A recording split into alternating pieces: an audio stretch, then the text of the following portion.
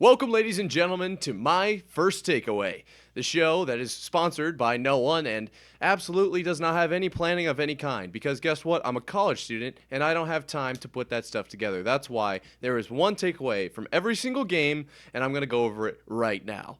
First takeaway obviously comes from the first game, right?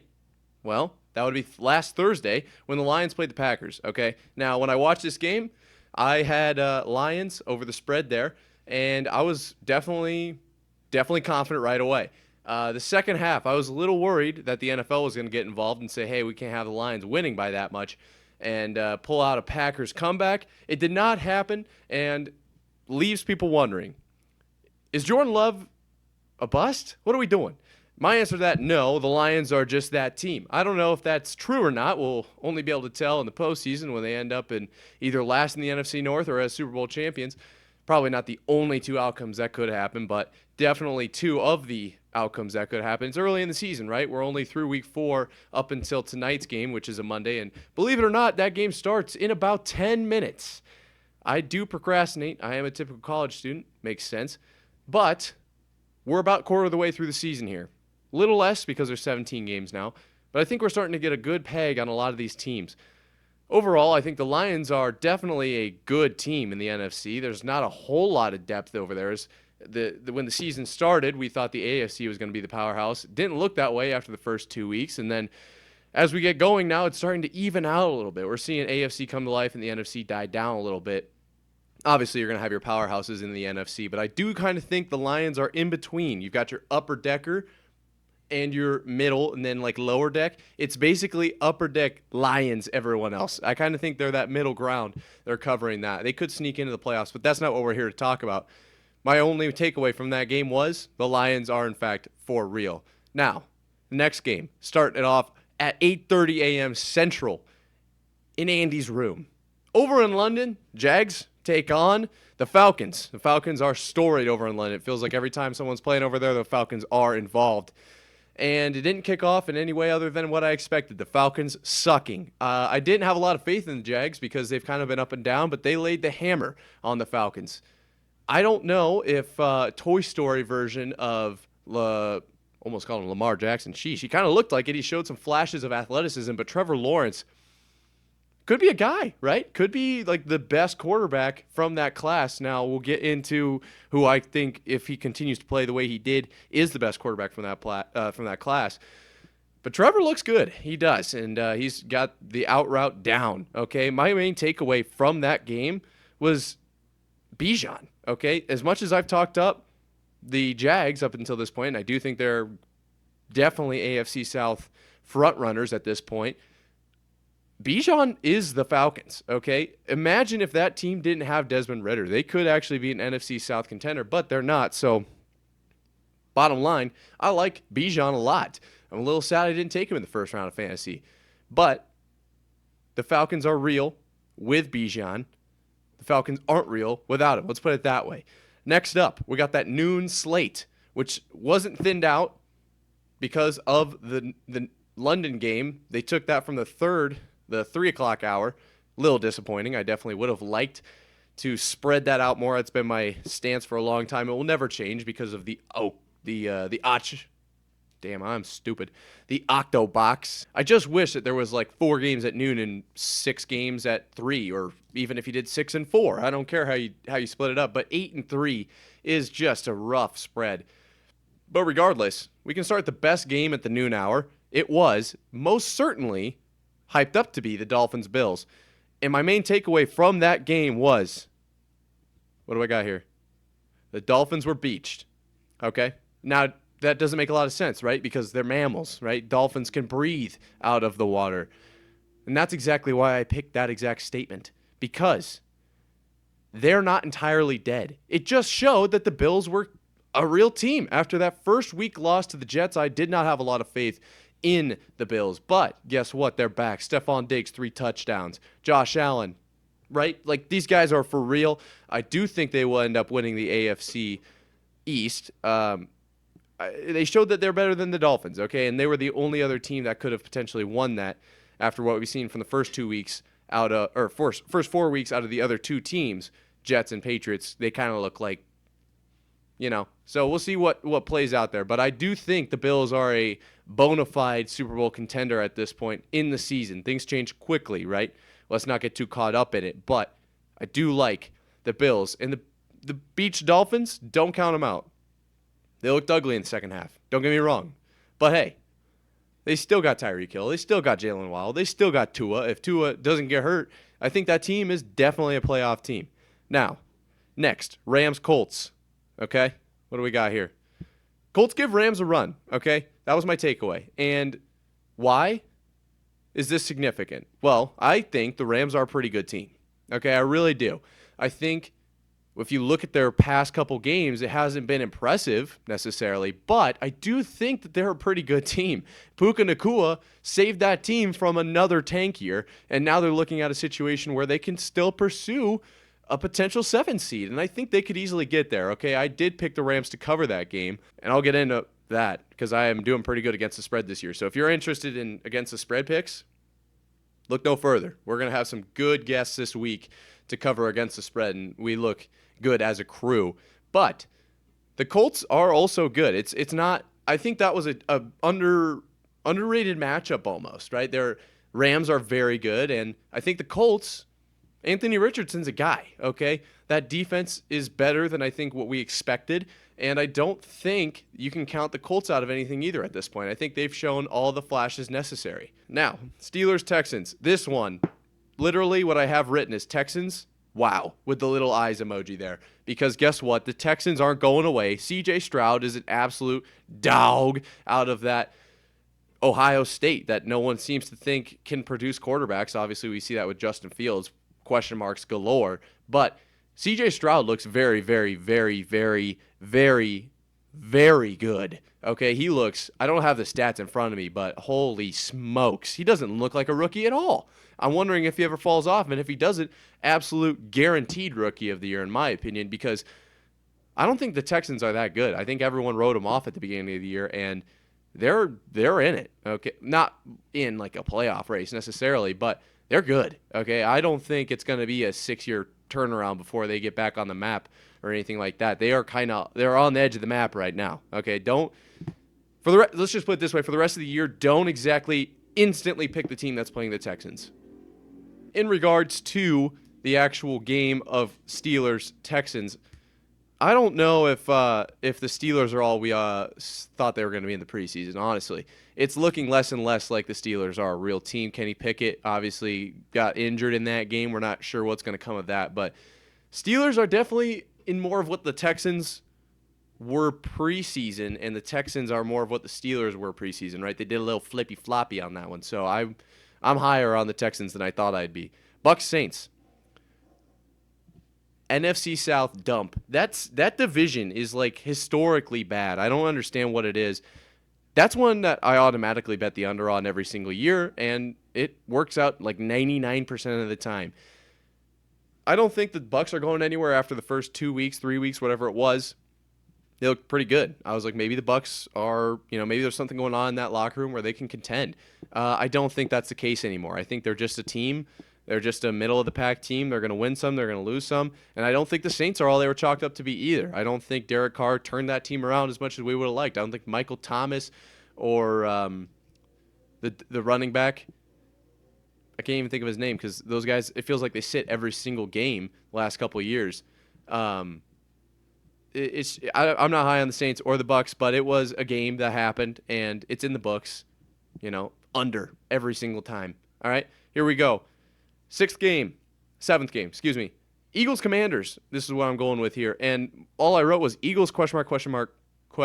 Because what is going on? Is this just a divisional matchup where things are played a little bit closer than they would normally? It goes to overtime and the Eagles win on a field goal. But I think the bigger story here could potentially be the Commanders turning things around after that rough offseason in general. I kind of like this team a little bit. They've got like a moxie to them, where they're not going to take no for an answer. And they gave the Eagles a run for their money. Now that, I have Eagles written down because I think the Eagles are a bigger issue in the NFL as a whole, right? They obviously went to the Super Bowl last year, and they'll be looking to make the exact same thing happen this year, but with a W at the end of their season. I don't know if they can do that. after what we saw against the Commanders, but it's also only one game. It's a divisional matchup. I understand that. Things get dicey in those divisional matchups, but it's definitely something to keep on the radar. I'm not so high on the Eagles as some people are. I think they're probably top 3 team in the NFC, but I don't know if is that enough? I don't know. Browns, Ravens. Okay. Ravens are real despite injuries, and the Browns are fake. Okay, that's what I have written down. Another divisional matchup, and I don't know necessarily if that's the right takeaway, but it's what I have here because I never felt like the Browns were real, and then they put out a couple good weeks, and it was like, oh shit, the Browns are a real team, and then they do this against the Ravens, and granted they didn't have Deshaun Watson. I guess it goes to show that maybe Deshaun's better than we all perceived after you saw that backwards throw last week. It wasn't exactly like, ooh, this guy's, the answer for Cleveland. But DTR, I was expecting to see more out of him after a great preseason. I was excited. I love his nickname, DTR. It's awesome. But didn't get the job done, and the Ravens look real good. Lamar obviously is going to Lamar until he gets hurt. We'll see when that happens. Hopefully never. But, dang, Ravens, team to look out for in this, what I've said now appears to be loaded AFC yet again. Bengals Titans, okay, and this one I didn't take away the Titans are dang good. I took away that Bengals are dang bad. What are we doing? If Joe is so hurt, keep him out. Okay, I don't know what to tell you. He's not performing. He's on my fantasy team, man. I can't take this anymore. Okay, he's not getting the starting spot, and I don't know what's going on. Jamar, not exactly happy. He's always fucking open. That's what he says. It's literally came right out of his mouth. Okay, and I can't blame him. Throw it to Jamar. He's an absolute stud at receiver. Now, I think we need to maybe evaluate the calf situation. If Aaron Rodgers is right and Joe is going through so much pain, maybe we don't play him every week. I don't know. That's just me, okay? But Bengals are looking rough right now. Vikings, Panthers, okay? Vikings get their first win of the season. And I don't think this is so much of credit to the Vikings as it is they just played the Panthers. A rough team all around. Bryce Young, obviously struggling. He's a little short. I don't know if he's struggling in comparison to C.J. Stroud so much as it's just also like the Panthers, right? Panthers are a little bit rough around the edges right now. But I do think the Vikings, with a win like that under their belt, it's not impossible they go on a run, but I mean, you got the Packers, you got the Lions in that division. I don't think they're going to end up with a division title, but it's the NFC. Anything can happen, right? They could end up sneaking in somewhere. So my takeaway from that was the Vikings could basically use this to move forward, but I'm not exactly high on them as much as we were preseason, and the Panthers, obviously. I mean, guys. All right, Bears, Broncos. This one I have, Lord. My goodness. What happened? What are we doing? Bears. What are we doing? This is horrible, guys. I mean, everything top to bottom in that organization right now is going south. And they're in the NFC North, so that's not exactly ideal, right? Right? Chase Claypool just got announced that he's not going to be with the team this week. The head coach literally told this receiver they traded a first-round pick for, 32nd overall. If I'm wrong, I'm wrong. Put it in the comments below. But they told this guy, don't come. Do not come into our facilities. We don't need you here. After this last week, before this game, he said, or was it right after this game? I don't know. But, I don't know when that was. Should probably research that. But he said, the coaches aren't using my talents. I don't know what to tell you. Like, bro, that's not exactly like everything in the Bears camp is going horribly. And this was not a Broncos win as much as it was a Bears loss. And I think that's going to be the story of the year for the Bears. They stink. All right. Moving on. Chargers, Raiders. And this one, I'm looking at Herb. All right. Herbo's got a broken middle finger, and I'm hoping he's able to keep things healthy because we've seen injuries from Herbert in the past, and it seems like Herbert is the glue that keeps that team together. Eckler was hurt. Obviously, Mike Williams done, I believe. I think he got an ACL. So you got Keenan, but the Herb thinks it's very significant. I think the Chargers for sure need Herbert to stay healthy, but they were able to get the ball moving. They were able to sneak past the Raiders, and I don't take one possession games over the Raiders to be worth anything as like a knock against a team as much as the Raiders are capable of staying in one possession games every single week. I almost always bet their spread because they almost always are going to keep it within 7. I don't know what their how, but they almost always do it. If their spread's over 7, I'm like, yep, Raiders are going to cover that every single time. Cardinals 49ers, okay. This one I have 49ers are greater than the Cowboys, because the Cardinals were the 49ers were able to take on the Cardinals and beat them. All right. The Cowboys looked inferior against a team like that. They kind of played down. 49ers did their own thing, and they took off. They ran with it. Did not matter. CMC, 4 total touchdowns. Is he in the conversation for MVP? Absolutely should be, in my opinion. I would love to see a non-QB win that. But the more important thing that I have in all caps underlined, ladies and gentlemen, it's Brocktober. It's back. You guys thought it was over when Brock Purdy left Iowa State. He was unbelievable in the month of October. Best month of the year, by the way, for the Iowa State Cyclones, right? I saw it front and center. But guess what? He's doing it in the NFL as well. Might not have gotten his 2 passing touchdowns, but got in on his legs as well. Okay, still got to that 2-touchdown mark, right? He looked really good. Granted, people are going to say it's Kyle Shanahan, but guess what? It's the system he's in. He's successful over there, okay? Brock Purdy, we love to see it. And I'm rooting for the 49ers. I really am. I'd love to see them do something really special this season if they don't get 45 injuries in the NFC Championship game. Now, speaking of those Cowboys, they took on my Patriots this week. And boy, all I have is, oh my God. When Bill Belichick is doing this, it's over, man. What are we doing? Are we going to tank? Are we? I'm okay with that at this point. And that is sad. Okay? I can't do it anymore. I thought with Bill O'Brien in town, we bring in Juju, Gesicki, we bring in all these guys. It's Mac's 3rd year. He's gonna turn the corner. We stink. Okay? And I'm not putting all the blame on Mac, and I'm not putting all the blame on the line. And we just all around, and we're without Judon with a biceps tear now, and we're without Christian Gonzalez, who was an absolute steal, by the way. One of the best cornerbacks. But it's not like we're going to get anything super good in the draft anyway, but is Bill's time as GM over? Like, what are we? Please tell me. Somebody answer my questions, because I'm a little fed up with the Patriots right now. But the Cowboys look good. Props to them. Righting the ship a little bit. We'll see what they can do. Obviously, they are kind of that NFC elite tier that I was alluding to earlier with the Lions. You got like your 49ers, Cowboys, then the Eagles are kind of there, and then your Lions, and then everyone else, in my opinion. But, man, Patriots, we got to figure this out, man. Chiefs-Jets. All right. Sunday night football.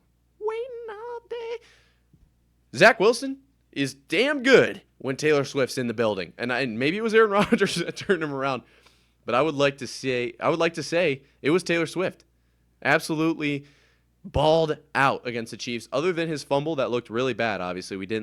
You don't love to see that if you're rooting for Zach Wilson, but he looked really good. And that's what I was saying at the beginning of this video. I said, hey, if this other quarterback can play like he played this week, Trevor Lawrence might not be the best guy from that draft. And Zach Wilson was who I was talking about. He put on a clinic. He looked absolutely unbelievable, and I was here for it. Now, granted, I'm a bit of a Chiefs hater. I'm documented, okay?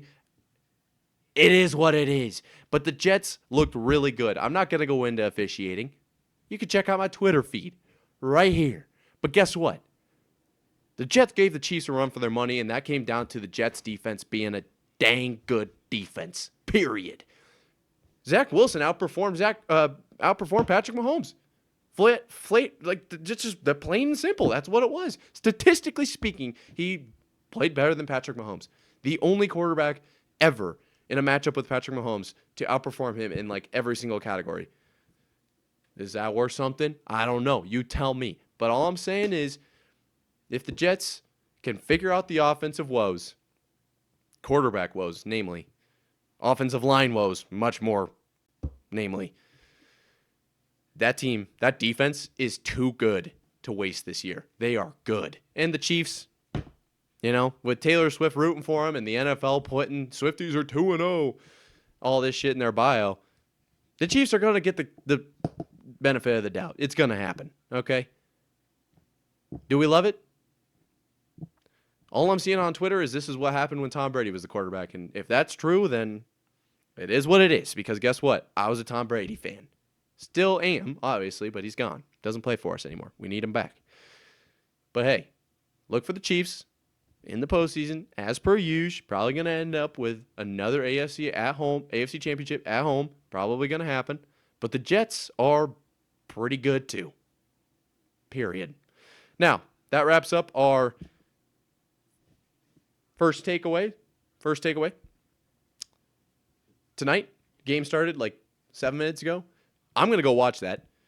Probably shouldn't have waited this long to film it, but this will be every Monday. And as for tonight, I'm going to take the Seahawks against the spread. I don't know what it was. It was moving around. It was basically a pick 'em. I'm going to take the Seahawks tonight. I'll take them at -1.5. That's what I have it on my board at. I like that. In MetLife. Look for that to happen. I'll see you boys tomorrow, and ladies, and the Swifties out there. With that being said, deuces.